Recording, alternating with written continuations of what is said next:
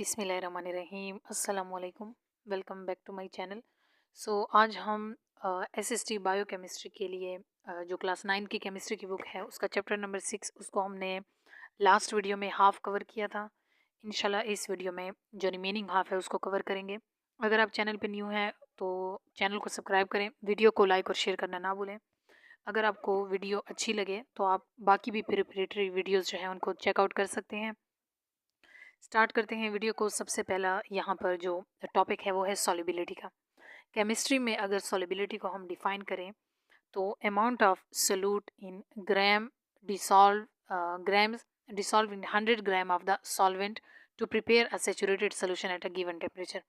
किसी भी given temperature पे जो यानी कि कितनी अमाउंट जो है सल्यूट की 100 ग्राम पर 100 ग्राम ऑफ सॉल्वेंट में यानी वो डिज़ोल्व हो रही है, उसको हम कहते हैं कि ये उस सोल्यूशन की सॉल्युबिलिटी है।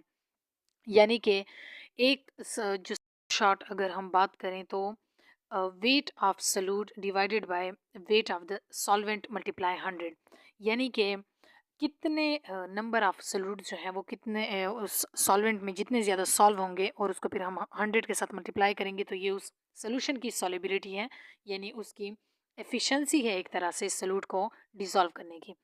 इस तरह से अगर हम डिफरेंट सब्सटेंसेस की देखें तो डिफरेंट सब्सटेंसेस की सॉल्युबिलिटी जो है ये एक तरह से उनकी पावर है और वो डिफरेंट होती है हर सब्सटेंस के लिए। हर सॉल्वेंट की अपनी सॉल्युबिलिटी होती है।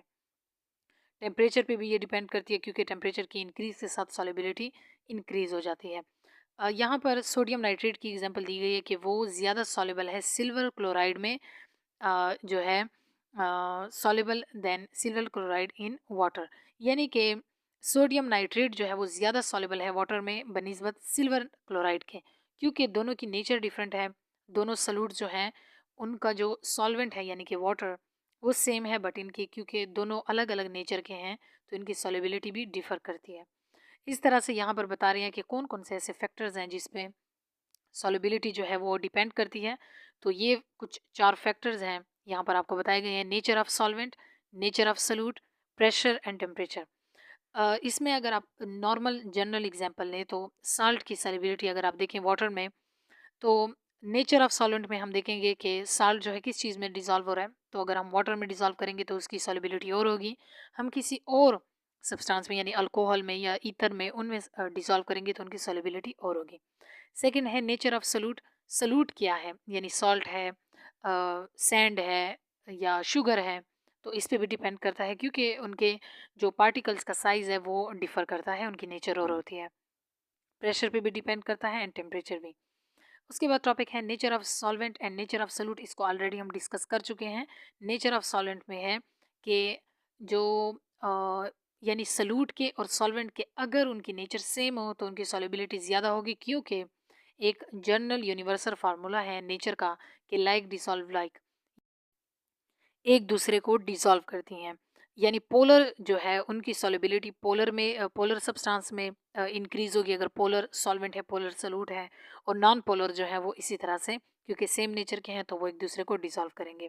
यहाँ पर एग्जांपल दी गई आपको समझाने के लिए कि अगर सॉल्युबिलिटी को हम चेक करें तो यहाँ पर है कि in polar solvent like water but slow solubility in non polar solvent like benzene. किस चीज़ की बात करिए, सोडियम क्लोराइड की, क्योंकि आयनिक कंपाउंड है उसकी जो सॉल्युबिलिटी है वो पोलर सॉल्वेंट वाटर में ज़्यादा होगी बनिस्बत के नॉन पोलर यानी कि बेंजीन में। नेचर ऑफ सॉल्यूट सेम हमने बताया कि अगर हम दोनों के जो सॉल्यूट हैं सॉल्वेंट दोनों की नेचर सेम है तो उनकी सॉल्युबिलिटी इंक्रीज होगी। जैसे अगर हम देखें सॉल्ट जो है सोडियम क्लोराइड उसकी सॉल्युबिलिटी वाटर में ज़्यादा है बनिस्बत के शुगर की सॉल्युबिलिटी इन वाटर, क्योंकि यहाँ पर जनरल प्रिंसिपल है कि लाइक डिसॉल्व लाइक। तो इसको आपने यहाँ पर समझना है। नॉन पोलर के बारे में भी सेम कंसेप्ट यहाँ पर रिपीट किया गया है। Solubility and solute solvent interaction क्या है, इन दोनों के इंटरेक्शन का यहाँ पर बेस। यहाँ पर एग्जांपल दी गई है कि लिथियम क्लोराइड जैसे है वो हाईली सॉल्युबल है वाटर में एज कम्पेयर टू गैसोलीन। किस वजह से, क्योंकि यहाँ पर दूसरी एक कंडीशन दी गई है कि गैसोलीन जो है क्योंकि वो बेंजीन के साथ रेडियल यानी फ़ौरन मिक्स हो जाता है, लेकिन लिथियम क्लोराइड जो है वो नहीं होता। कह रही है ये डिफरेंसेस सॉल्युबिलिटी में क्यों है। अगेन वही बात है कि लाइक डिसॉल्व लाइक, सेम जो है जो प्रिंसिपल है इस पे भी यहाँ पर अप्लाई होगा कि जिनकी नेचर एक हो, जिन सब्सटेंसेस से वो एक दूसरे में आसानी से मिक्सअप हो जाते हैं और डिसॉल्व हो जाते हैं। नेक्स्ट टॉपिक है dissolving ionic compound in polar solution. Ionic compounds polar solution में कैसे होते हैं? शुरू करने से पहले मैं आपको जनरल एक कंसेप्ट दे दूं, क्योंकि आयनिक सब्सटेंसेस में भी दो आयन्स बनते हैं, positive and negative. And polar solution यानी पोलर जो सब्सटेंस है उनकी भी नेचर यही होती है कि एक साइड पार्शियल पॉजिटिव, एक side partial negative.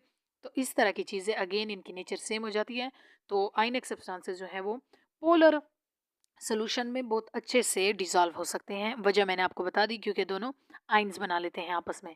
The polarity of water molecule play an important role in the formation of solution of ionic compound in water. Different जो आयनिक जो कंपाउंड्स है वो वाटर में जो है आइंस बना लेते हैं उनकी, क्योंकि सेम यहाँ पर वही बात रिपीट की गई है कि इन दोनों का जो लिंक है वो इसी बेस पर है कि दोनों आइंस बना लेते हैं और वो अपोजिटली चार्ज पार्टिकल यानी अपोजिट साइड पर शिफ्ट हो जाते हैं। इनमें पॉजिटिव जो एंड है वाटर का वो अट्रैक्ट हो जाता है क्लोरीन के नेगेटिव एंड की तरफ, और नेगेटिव एंड जो है वो इसके पॉजिटिव एंड की तरफ। तो इस तरह से ये इनकी सोल्यूशन में जो है इसकी सॉल्युबिलिटी होती है। नेक्स्ट है dissolving ionic compound in non polar solvent. अगर हम आयनिक कंपाउंड को नॉन पोलर में देखें तो उसमें इनकी सॉल्युबिलिटी का क्या है factor? Ionic compound are generally insoluble in non polar. Ionic compound जो है क्योंकि वो आइंस नहीं बनाते, उनकी ब्रेकडाउन के बाद उनके आइंस नहीं बनते, तो नॉन पोलर सॉल्वेंट में ये क्या होते हैं? इनसॉल्युबल होते हैं। जैसे कि कार्बन टेट्राक्लोराइड है और बेंजीन है, इनमें ये क्या होंगे? ये जो है वहाँ पर डिसॉल्व नहीं हो सकते, क्योंकि नॉन पोलर इनके आयंस को अट्रैक्ट नहीं करते। इनमें कोई अट्रैक्टिव फोर्स नहीं होती कि वो इनको अलग कर सके। तो इस तरह से इनके फिर चार्जेस नहीं बनते और इनमें जो है डिसॉल्विंग पावर नहीं होती। नेक्स्ट है liquid solution and solvent. Liquid solute and solvents that are not soluble in each other are immiscible. वो लिक्विड सल्यूट एंड सॉल्वेंट जिनकी नेचर दोनों की लिक्विड नेचर के हों, सल्यूट भी और सॉल्वेंट में भी, लेकिन वो दोनों एक दूसरे में सॉल्युबल ना हो, उनको हम कहते हैं इमिस्किबल जो है वो। इसको यहाँ पर कैसे डिफाइन किया गया है? Liquid that dissolve freely in one another in any proportion are said to be completely miscible. और वो लिक्विड नेचर के सल्यूट एंड सॉल्वेंट जो एक दूसरे में बिल्कुल हर प्रोपोर्शन पे यानी किसी भी प्रोपोर्शन पे वो एक दूसरे में कम्प्लीटली डिसॉल्व हो जाए, उसको कहते हैं कम्प्लीटली मिस्किबल। जैसे कि बेंजीन एंड कार्बन टेट्राक्लोराइड जो है ये आपस में कम्प्लीटली मिस्किबल है, क्योंकि दोनों नॉन पोलर हैं और इस तरह से एक दूसरे पे ये यानी इनके दरमियान अट्रैक्टिव फोर्सेस जो है वो स्ट्रॉन्ग नहीं होती, तो ये एक दूसरे में अच्छे से डिसॉल्व हो सकते हैं। नेक्स्ट है यहाँ पर आपको बताया गया है इथानॉल एंड वाटर सेम, क्योंकि दोनों पोलर हैं तो वो एक दूसरे में अच्छे से और नेचर वाइज भी दोनों क्या हैं? लिक्विड में हैं, तो ये दोनों क्या कर सकते हैं? एक दूसरे में कम्प्लीटली मिक्सेबल है। नेक्स्ट है effect of pressure on solubility. Solubility पे टेम्परेचर एंड जो प्रेशर है उसका इफेक्ट हम देखेंगे। Solid and liquid are incompressible, therefore the solubility of solid and liquid are not affected by changing the pressure. हम जानते हैं सॉलिड और लिक्विड दोनों जो हैं वो क्या हैं? क्योंकि इनको हम कंप्रेस नहीं कर सकते, जस्ट हम जो है गैसेस को, कंप्रेसिबिलिटी गैसेस में होती है, तो जब हम इनको कंप्रेस नहीं कर सकते तो हम देख सकते हैं कि सॉलिड और लिक्विड की जो सॉल्युबिलिटीज़ हैं उन पे प्रेशर का कोई इफेक्ट नहीं होता, यानी प्रेशर तब्दील हो सेम रहे उस पर इफेक्ट नहीं पड़ता।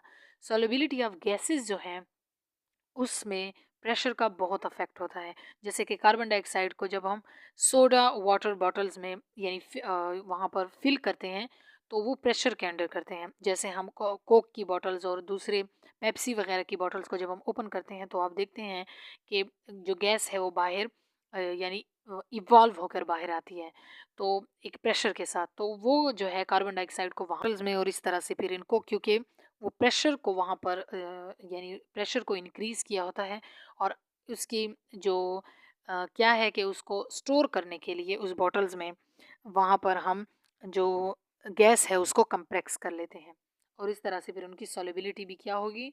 यानी इंक्रीज़ हो जाएगी।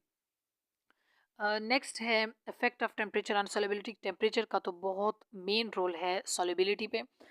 सिंपल अगर बता दूं तो टेम्परेचर की इंक्रीज़ के साथ जो गैसेस की सॉल्युबिलिटी है वो भी इंक्रीज़ हो जाती है। ये है जनरल रूल। बट यहाँ पर बहुत सारे ऐसे हैं जो सब्सटेंसेस हैं कि जिनका क्या होता है, रैंडम इफेक्ट होता है, यानी किसी के साथ इंक्रीज हो जाएगी, किसी पे कोई इफेक्ट नहीं पड़ेगा। तो वो भी आपने यहाँ पर स्टडी आउट करने हैं, उनको पॉइंट आउट करना है कि टेम्परेचर के राइज होने के साथ कुछ की सॉलिबिलिटी इंक्रीज हो जाती है, कुछ की डिक्रीज हो जाती है और कुछ पे कोई इफेक्ट नहीं पड़ता।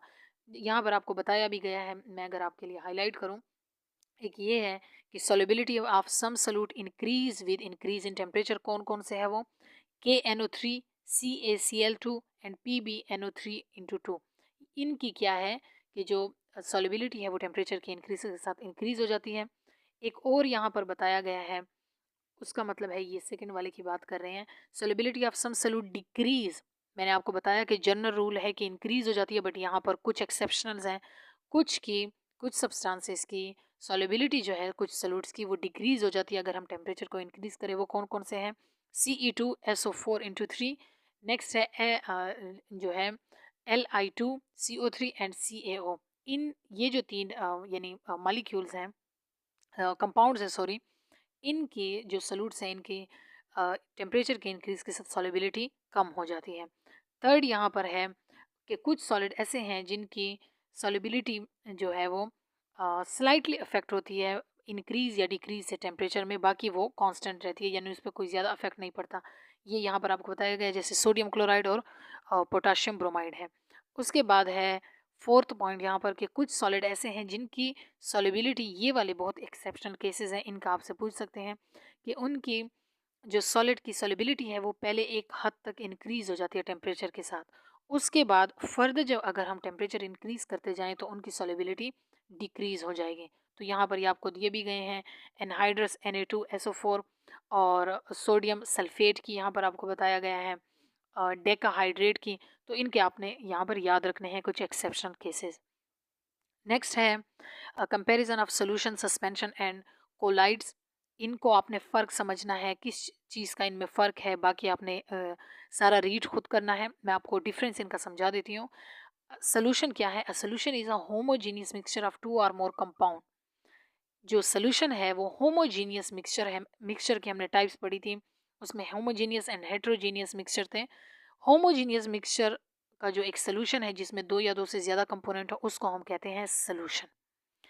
अब हर कंपोनेंट जो है सोल्यूशन में हम इस तरह से उसमें ऐड करेंगे कि वो बाद में ईजिली आइडेंटिफाई ना हो। यानी अगर हम सिंपल एग्जांपल लें तो साल्ट सोल्यूशन की यहाँ पर हम ले सकते हैं कि साल्ट के जो सोल्यूशन है उसमें हम जो है वो डिफ्रेंशिएट नहीं कर सकते, क्योंकि वो होमोजीनियस मिक्सचर है, होमोजीनियसली वो एक दूसरे के साथ वहाँ पर कंबाइन हो जाते हैं। कोलाइड जो हैं ये किसको कहते हैं? अगर हम डिफाइन करें, particle that are intermediate in size between those in solution and suspension. Solution का तो मैंने आपको बता दिया, होमोजीनियसली ये मिक्सचर यानी जब ऐड हो जाता है दो या दो से ज़्यादा कंपाउंड। सोल्यूशन के बाद यहाँ पर एक है टर्मिनोलॉजी, वो है सस्पेंशन की। सस्पेंशन जो है is a heterogeneous mixture of undissolved particle in a given medium. Solution के बिल्कुल ये अपोजिट है सस्पेंशन। इसमें क्या होता है कि हेट्रोजीनियस मिक्सचर के अनडिजॉल्व पार्टिकल एक दूसरे के साथ जब मिलते हैं, मिक्सचर बनाते हैं, ना वो पार्टिकल डिजॉल्व हुए हैं ना ही वो होमोजीनियस है, यानी हेट्रोजीनियस पार्टिकल्स हैं, तो उसको हम कहते हैं कि ये सस्पेंशन है। इसमें यहाँ पर आपको एग्जांपल दी गई है सस्पेंशन की, जैसे कि मेडिसन है, एंटी एसिड वगैरह, एंटीबायोटिक, पैरासीटामोल वगैरह। तो ऐसे मेडिसन को आपने क्या करना होता है, क्योंकि उसमें आपको पार्टिकल वाज़े तौर पर नज़र आते हैं कि इसमें दो दो से ज़्यादा टाइप ऑफ पार्टिकल्स यहाँ पर इनके बना रहे हैं इस सोल्यूशन को। और इस सोल्यूशन में क्या होता है, सेडिमेंटेशन यानी होती है इसमें कि पार्टिकल जो हैं जिनका साइज़ ज़्यादा होता है वो सेडिमेंट्स बना लेते हैं, नीचे बॉटम में एक तरह से तह बना लेते हैं। तो आप देखकर ही इस सोल्यूशन को आइडेंटिफाई कर सकते हैं। इनमें पार्टिकल का जो साइज़ है वो काफ़ी बड़ा होता है, तो आप यहाँ पर इनकी एग्जांपल देख सकते हैं। एक और टाइप है वो है कोलाइड। कोलाइड मैंने इसलिए आपको एंड में पढ़ा रही हूँ कि कोलाइड जो है वो सोल्यूशन एंड सस्पेंशन की इंटरमीडिएट कंडीशन है। किस तरह से कि कोलाइड जो है वो टाइप के सोल्यूशन है जिसमें पार्टिकल्स का जो साइज़ है वो सोल्यूशन से बड़ा होता है, सोल्यूशन के पार्टिकल से, बट सस्पेंशन के पार्टिकल से छोटा होता है। और इनके जो मिक्सचर है उसमें हम कहते हैं कि ये कोलाइडल डिस्पर्शन हुई है या सिंपल कोलाइड्स हुए हैं। इसमें पार्टिकल का साइज़ आपने यहाँ पर याद रखना है, 1 नैनोमीटर से 1000 जो है नैनोमीटर तक इनका डायमीटर में हम देख सकते हैं, यानी इनका साइज़ है। इनमें जो पार्टिकल्स हैं वो ना ज़्यादा इतने बड़े होते हैं कि हम दोनों सॉल्यूशन में यानी सोल्यूट सॉल्वेंट को आइडेंटिफाई कर सकें, ना वो इतने छोटे होते हैं कि हम उसको सॉल्यूशन कह सकें, यानी कंप्लीटली वो होमोजीनियस मिक्सचर में हो। ये इंटरमीडिएट कंडीशन है। इनमें हम एग्जांपल ले सकते हैं, जैसे फोग होता है। फोग में आप देखते हैं कि नॉर्मल एयर से जो हवा है वो थोड़ी सी धुंधली होती है, क्योंकि उसमें पार्टिकल जो है वो, नॉर्मल एयर जो है वो सोल्यूशन की एग्जांपल है, जो हमारे आसपास की हवा है जिसमें हमें सब कुछ क्लियर नज़र आता है। जो फोग है वो इंटरमीडिएट कंडीशन है। दूसरी एग्जांपल इसमें आती है जो पेंट के कलर्स हैं। तो ये यहाँ पर ये कुछ इनके कंसेप्ट थे, इनको आपने जो है याद करना है। ये जो टेबल है ये भी इम्पोर्टेंट है, इसका आपसे पूछ सकते हैं। कंसेप्ट इसमें ऐसा कोई नहीं है, जस्ट आपने इसको समझना है। ये वाला टेबल भी इसको आपने देखना है। ये तीनों के होमोजीनियस, हेट्रोजीनियस और सस्पेंशन के हेट्रोजीनियस, इन तीनों को एग्जाम्पल के साथ यहाँ पर आपको डिफाइन करके दिया है। तो ये चैप्टर भी यहाँ पर कंप्लीट हुआ। इंशाल्लाह हम नेक्स्ट चैप्टर को कवर करेंगे नेक्स्ट वीडियो में, कोशिश करूँगी, बट ये लेंथी चैप्टर है इलेक्ट्रोकेमिस्ट्री का, मे बी 2 से 3 वीडियोज़ में ये भी कंप्लीट हो जाए। तो ये यहाँ तक थी आज की वीडियो। आई होप वीडियो आपको अच्छी लगी होगी। मैं कोशिश करूँगी, जैसे मैंने आपको बताया, कि इस मंथ तक, यानी इस मंथ के कंप्लीट होने तक मैं ये 9th का, अगर और ना हो तो 9th की केमिस्ट्री एंड बायो कंप्लीट करवा लूँ। अगर आपको वीडियो अच्छी लगी है तो वीडियो को लाइक और शेयर करना ना भूलें। टिल नेक्स्ट वीडियो, अल्लाह हाफिज़।